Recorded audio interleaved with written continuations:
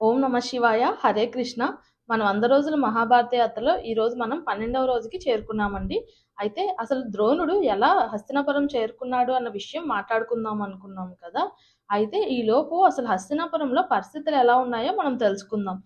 అయితే అంబ తన జీవితాన్ని విడిచినట్టు మనకు తెలిసింది. మరి అంబిక, అంబాలికల జీవితం ఏమైందో మనం తెలుసుకుందాం. అయితే అంబిక, అంబాలిక అనుకున్నట్టుగానే విచిత్ర వీరుడిని వివాహం చేసుకుంటుంది. అయితే ముగ్గురు చాలా ఆనందంగా ఉంటారు. కాకపోతే 7 ఏళ్లు గడిచినా వాళ్ళకి సంతానం ఉండదు.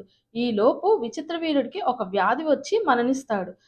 విచిత్ర వీరుడు యుక్త వయసులో ఉన్నప్పుడే మరణించడంతో హస్తినాపురం అంతా మళ్ళీ చీకట్లోకి వెళ్ళిపోతుంది. భీష్ముడు, సత్యవతి ఏం చెయ్యాలో అర్థం కాని స్థితిలో ఉంటారు. హస్తినాపురం అంతా రాజు లేడని కంగారులో ఉంటే ఈలోపు సత్యవతి, భీష్ముడు ఇంకా భయపడతారు. ఇప్పటికే రాజు లేరు. పైగా తనకి సంతానం లేదు కాబట్టి కురువంశం ఇంతటితో ఆగిపోతుందా? రేపు హస్తినాపురాన్ని ఎవరు పాలిస్తారు? అని చెప్పి చాలా బాధతో ఉంటారు. అప్పుడు సత్యవతి భీష్ముడి దగ్గర, భీష్మ, నాకున్న చివరి అవకాశం నువ్వేలా కనిపిస్తుంది. ఎలాగైనా నువ్వు వివాహం చేసుకొని హస్తినాపురానికి రాజవ్వాలి.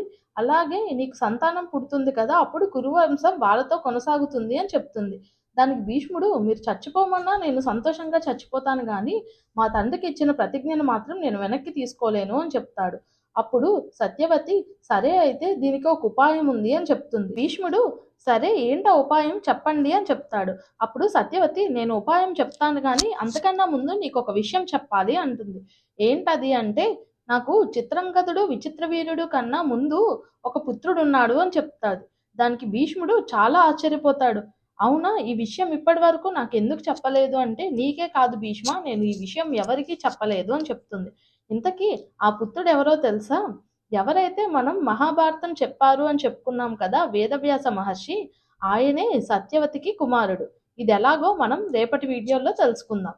జై శ్రీరామ్. ఓం నమ శివాయ.